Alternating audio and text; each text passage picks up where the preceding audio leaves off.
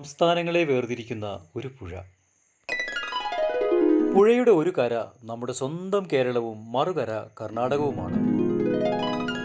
വയനാട്ടിലെ പെരിക്കല്ലൂരിനും കർണാടകയിലെ ബൈരക്കുപ്പയ്ക്കും ഇടയിലൂടെ ഒരു പ്രകൃതിദത്ത അതിർത്തി പോലെ ഒഴുകുന്ന ഈ പുഴ ഏതാണെന്നല്ലേ? ഇത് നമ്മൾ വയനാട്ടുകാരുടെ സ്വന്തം കബനിയാണ്. ഇവിടെ പാലമില്ലാത്തതുകൊണ്ട് കടത്തുതോണിയിലാണ് ആളുകൾ അക്കരെ ഇക്കരെയും പോകുന്നത്.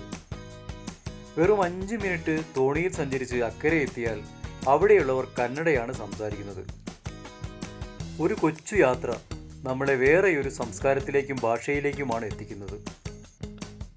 വേനൽക്കാലത്ത് കാട്ടാനകൾ കൂട്ടത്തോടെ ഈ പുഴ നീന്തിക്കടന്ന് കേരളത്തിലേക്ക് വരുന്നത് ഇവിടുത്തെ ഒരു പ്രത്യേക കാഴ്ചയാണ് എന്നാണ് ഇവിടെയുള്ളവർ പറയുന്നത്.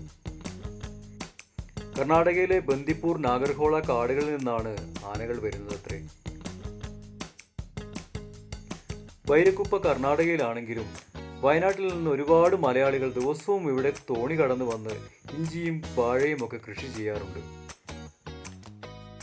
ബേസിൽ ജോസഫിന്റെ മിന്നൽ മുരളി എന്ന സിനിമയിലൂടെയാണ് ഈ സ്ഥലവും പുഴയും ഒക്കെ കൂടുതൽ ആളുകൾക്കിടയിൽ അറിയപ്പെട്ടു തുടങ്ങിയത്.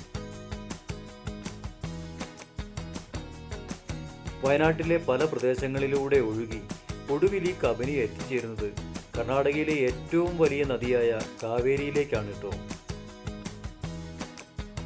ഈ കടവിന് കുറച്ചു മുകളിലായി മറ്റൊരു കടവുണ്ട്. വാഹനങ്ങൾ മറുകരയിൽ എത്തിക്കാൻ അവിടെയാണ് എല്ലാവരും ആശ്രയിക്കാറ്. നമുക്ക് അങ്ങോട്ടൊന്ന് പോയി വരാം. ഇതാണ് ആ കടവ്.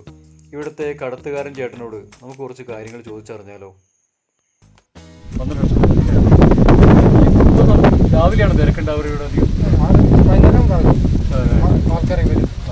ഇതിന് പാലം വരുമോ ഈ റൂട്ടിൽ? എങ്ങനെയാ? ബൈരക്കുപ്പ ഈ ഒരു കടവിൽ പാലുണ്ടാവും അപ്പുറത്ത് അല്ലേ?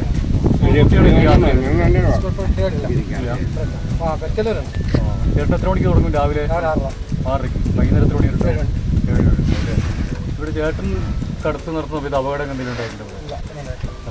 അതിന് മുമ്പ് എത്ര വർഷം മുമ്പ് അവിടെ ഒരു അപകടം ഉണ്ടായിരുന്നു? 2003.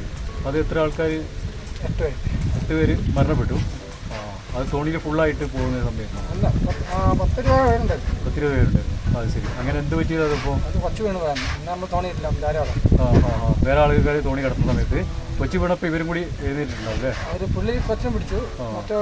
സൈഡ് വന്നപ്പോൾ നല്ല വെള്ളമുള്ള സമയത്ത് മഴക്കാലാണോ? ഓ, അത്രയും വെള്ളമുള്ള സമയത്ത് അല്ലേ? അത് ശരി ശരി. ഇതിപ്പോൾ മഴ ആയതുകൊണ്ടാണ് ഇത്രയും വെള്ളം. ഇത്ര കുറച്ചുകൂടി കുറയില്ല സാധാരണ? വെള്ളം കുറഞ്ഞാൽ നടന്നു കയറുമായിരുന്നു. അത്രയ്ക്കും വെള്ളം കുറവുണ്ടായില്ലേ? ഇപ്പോൾ എത്ര ആഴ്ച ഉണ്ടാവും ഇതിൽ? 25 ഉണ്ടാവും. ഇതിപ്പോൾ അക്കരെ ഏതാ സ്ഥലത്തിൻ്റെ പേര്? മച്ചൂര്. അല്ല, അത് മരക്കടവ്. ഇത് മച്ചൂര് മരക്കടവ് അല്ലേ? അവിടെ നിന്ന് ബസ് സർവീസ് ഉണ്ട്. ഇപ്പം മരക്കടവ് താഴെ അത് കാണുന്നുണ്ട് അവിടെ. അത് മരക്കടവ്. അവിടെ ബസ് വരും. അതല്ലേ? ഇതിന് ബസ് റൂട്ടില്ല, അങ്ങോട്ട് പോയല്ലേ? ഞങ്ങൾ ഇതിൻ്റെ ഈ കടവിൻ്റെ കുറച്ച് കാര്യങ്ങൾ അറിയാൻ വേണ്ടിയിട്ട് അങ്ങനെ വന്നിരുന്നു. 3 മാസം കൊണ്ട് പാലം വരുന്നൊക്കെ പറയുന്നു. അതെ അല്ലേ? ശരി ശരി. ഇതിലിപ്പം ഏതൊക്കെ യാത്രക്കാർ? ബൈക്ക് മാത്രമേ ഉണ്ടാവും? ബൈക്ക് മാത്രം, മറ്റു 2 വീലർ മാത്രമേ ഉണ്ടാവും അല്ലേ? ആദ്യമൊക്കെ ഓട്ടോ കയറ്റിയായിരുന്നു. കുറച്ച് പേർ വിടും വലിയ വണ്ടി കയറ്റാൻ വിടും. ശരി ശരി. ഇപ്പോൾ ബൈക്ക് സർവീസ് മാത്രമേ ഉള്ളൂ. ഒരു ബൈക്കിന് അക്കരയ്ക്ക് അടുത്ത് എത്ര രൂപ? 50 രൂപ ബൈക്കിന്. അത് റിട്ടേൺ വരുമ്പോൾ ആ പൈസ ഒരു ട്രിപ്പ് അങ്ങോട്ട് പോകും 50 രൂപ, തിരിച്ചു 50 രൂപ വേറെ വേണം അല്ലേ? യാത്രക്കാർക്ക് ഒരാൾക്ക്? അത് കുട്ടികൾ അങ്ങനെയൊന്നുമില്ല, എല്ലാവർക്കും 10 രൂപ. ചെറിയ കുട്ടികളാണ്. അക്കരെ കടത്തിയിട്ട് ഇക്കരയ്ക്കാണ് 10 രൂപ അല്ലേ? ഒറ്റ ട്രിപ്പിന് 10 രൂപ. തിരിച്ചു കൊണ്ടുവരുമ്പോൾ 10 രൂപ വരും അല്ലേ? പ്രിയമുള്ളവരെ, 2023 ഈ കടവിൽ ഒരു അപകടം നടന്ന കാര്യമായിരുന്നു അദ്ദേഹം പറഞ്ഞത്. അതിൽ 8 പേര് മരണമടഞ്ഞ കാര്യവും അദ്ദേഹം സൂചിപ്പിക്കുകയുണ്ടായി.